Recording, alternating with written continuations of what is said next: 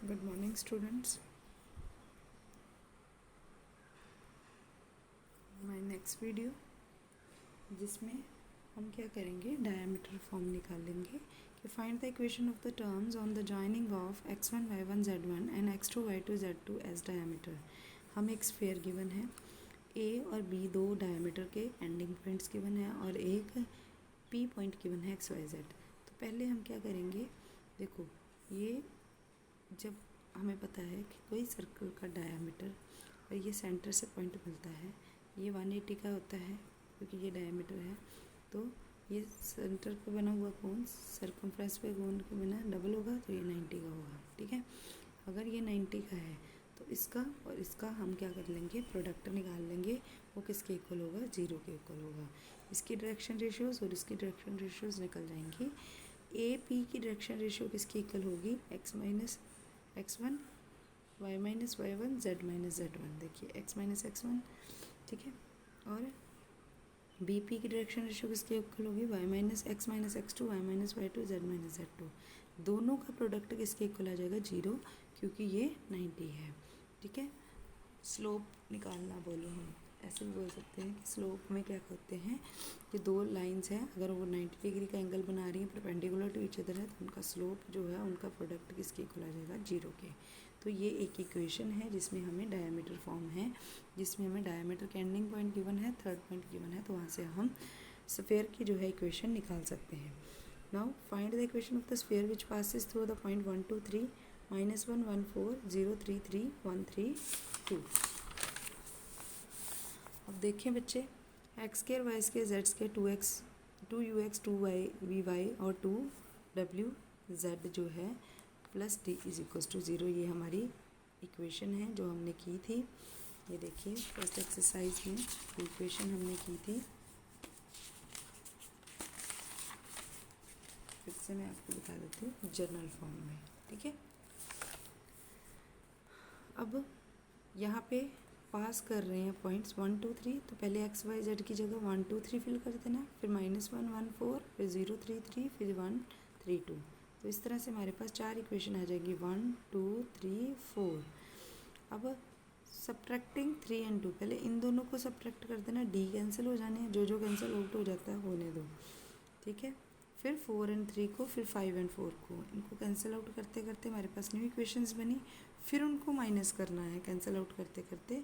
तो ये हम 10th में कर चुके हैं कि कैसे हमने इन वेरिएबल की वैल्यू फाइंड करनी है। तो ये आई हमें इन 3 और 4 2 को माइनस करने के बाद ये आई हमारे पास। ठीक है, 4 और 3 को माइनस करने के बाद ये आई। अब इन दोनों को माइनस करने के बाद u की वैल्यू आ गई हमारे पास, तो फिर इसी तरह w की आ गई, फिर v की आ गई, फिर d की आ गई। तो इस जो हमने स्टैंडर्ड फॉर्म ली, जर्नल फॉर्म ली थी, इसमें u v w और d की वैल्यू फिल करके हम स्फीयर की इक्वेशन निकाल लेंगे। ठीक है, ये आपको कैलकुलेशंस आती हैं करनी, माइनस करना आता है, इसको देखिए, नहीं पता चला तो फिर मुझसे पूछ सकते हैं आप। Next, obtain the equation of the sphere having its centre on the line. एक ऐसा स्फीयर है कहते हैं जिसकी इक्वेशन आपने फाइंड करनी है, जिसका सेंटर जो है वो इन लाइंस पे कर रहा है and pass through the points this and this. ठीक है, अब फिर से हम क्या करेंगे, जर्नल इक्वेशन ले लेंगे। अब इसका सेंटर -u -v -w है, lies on the line this. ठीक है,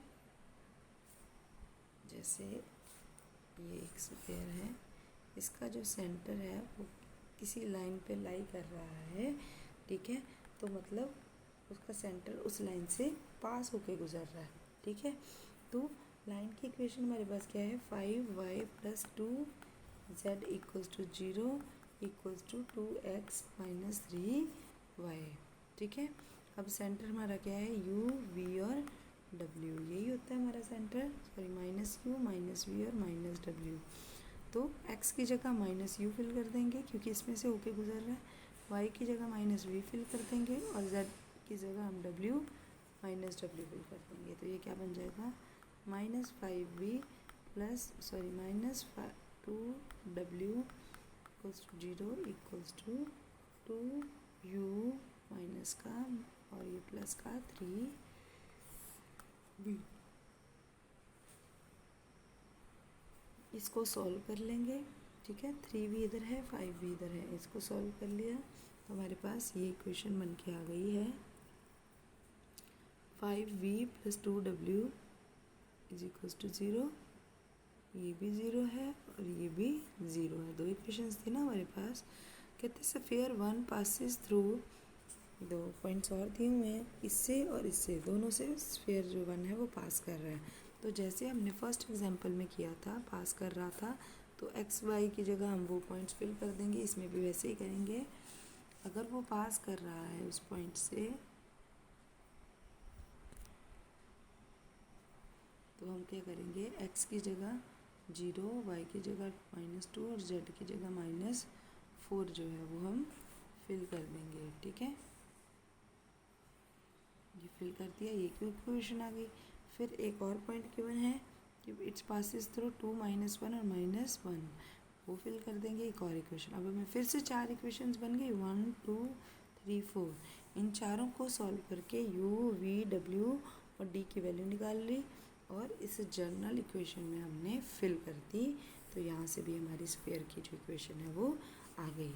नेक्स्ट है, find the equation of the sphere which passes through the point this and its radius is as small as possible. जितना छोटा हो सकता है उतना है, ठीक है।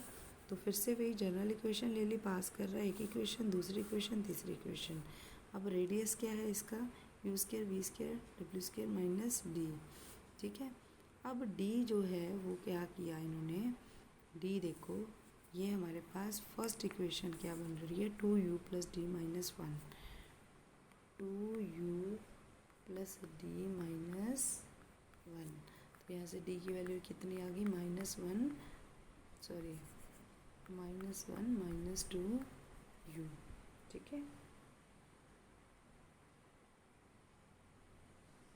सॉरी, यहाँ पे हम d की वैल्यू नहीं निकालेंगे, यहाँ पे हम u की वैल्यू निकालेंगे। तो u की वैल्यू कितनी आ गई, -1 - d, u = -1 - d/2। इसी तरह v हमारे पास क्या आ गया, 2v + d - 1, 2v + d = -1। फिर यहाँ से v की वैल्यू क्या निकली, -1 - d/2। इसी तरह w की वैल्यू भी आ गई, -1 - d/2। तो ये u की जगह भी ये वैल्यू फिल कर दी जो हमने निकाली थी, v की जगह भी वही वैल्यू फिल कर दी, w की जगह भी वही वैल्यू फिल कर दी, -d। इस फार्मूले में फिल करने के बाद ये हमारे पास रेडियस बना √3/2 √d + 3 का होल स्क्वायर + 8/9। अब कहते हैं क्योंकि ये बहुत लीस्ट है तो ये परफेक्ट स्क्वायर जो है कहते हैं मस्ट बी इक्वल टू 0, तो d की वैल्यू -1/3 आ जाएगी। अगर वो इतना लीस्ट है तो this should be equals to 0, d = -1/3। तो यहीं से अब हमारे पास d की वैल्यू आ गई, तो u की वैल्यू u में d की वैल्यू फिल करके u की निकल जाएगी, d की वैल्यू फिल करके v की, d की वैल्यू फिल करके w की, u, v और w की सेम वैल्यू आ जाएगी। फिर इसको सॉल्व करके हम स्फीयर की इक्वेशन भी निकाल लेंगे, ठीक है। ये हमारी इक्वेशन बन गई, required equation of the sphere. A sphere of constant radius k passes through the origin and meet the axis in ABC. Prove that the centroid of the triangle ABC lies on the sphere this. अब O, A, B और C जो हैं वो क्या हैं, एक sphere था, constant radius के था, passes through the origin, meet the axis in ABC। अब क्योंकि वो कहाँ से पास कर रहा है, ओरिजिन से और एक्सिस से, ठीक है। ए एक्सिस, एक्स एक्सिस पे ए रहेगा, बाकी दोनों 0, वाई एक्सिस पे बी रहेगा, बाकी दोनों 0, जेड एक्सिस पे सी रहेगा, बाकी दोनों 0। अब पासिस थ्रू जब 0 0 0 से पास कर रहा है तो d = 0 हो जाएगा। a 0 0 से पास कर रहा है तो u की वैल्यू आ जाएगी, जब इससे पास कर रहा है तो v की वैल्यू आ जाएगी, w की वैल्यू आ जाएगी। तो इनकी वैल्यू हमने फिल कर देनी जनरल इक्वेशन में। तो ये हमारे पास इक्वेशन आ गई। फिर हमने रेडियस फाइंड करना है, तो कौन सा फार्मूला हमारे पास रेडियस का, हमारे पास फार्मूला होता है √u² + v² + w² - d। तो ये फार्मूला हम यूज़ करके रेडियस भी निकाल लेंगे, which is equals to k। तो ये √, इधर जाके स्क्वायर हो गया, ये 4 था इधर मल्टीप्लाई हो गया, तो ये कहते हैं let alpha beta be the centroid of triangle A B C. तो सेंट्रोइड कैसे निकलेगा, अल्फ़ा सेंट्रोइड कैसे निकलता है, ये थे ना हमारे पॉइंट। तो उस पहले a + 0 + 0 फिर 0 मतलब पहले x के पॉइंट फिर y के फिर z के, ठीक है। एक ट्राइंगल बन गई ना ऐसे, ये सेंटर था, ठीक है। ये आगे a 0 0, ये आ गया 0 b 0, ये आ गया 0 0 c x y z। Centroid निकालना है a + 0 + 0/3 0 + b + 0/3 0 + c + 0/3। तो इस फार्मूले को यूज़ करके हमने यहाँ से अल्फ़ा बीटा गामा सेंट्रोइड निकाल लिए, पुट कर दिए। किसमें पुट किए हैं, इस इक्वेशन में पुट किए हैं हमने, जो ये निकाली थी, ठीक है। रेडियस वाली निकाली थी ना, क्यों निकाली, क्यों पुट किए, क्योंकि कहते prove that the centroid of the triangle ABC lies on the sphere this. तो हमने इसके रेडियस में से ये निकाल ली, ठीक है।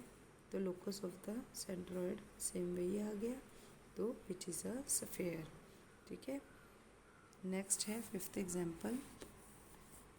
अ plane passes through a fixed point alpha beta gamma and cut the axis in A B and C. Show that the locus of the center of the sphere A B O A B C is alpha by x beta by y gamma by z is equals to 3 where O is the origin, ठीक है। फिर से वैसे ही है, ओ ए हमें कितना दिया हुआ, ए ओ बी बी और ओ सी सी, और वो क्या है, हमारा ओरिजिन है। सेम वैसे जैसे हमने पहले पॉइंट लिए हैं ना, कौन कौन से लिए थे, 0 0 0 ए 0 0 0 बी 0 0 0 सी, ठीक है। तो इनको ऐड किया, सॉरी इन दोनों को करके ओ ए निकाल लिया, फिर इनको करके ओ बी निकाल लिया, फिर इसको करके ओ सी निकाल लिया, ए बी और सी आ गया। अब equation of triangle is x/a y/a हमें दी हुई है, ठीक है।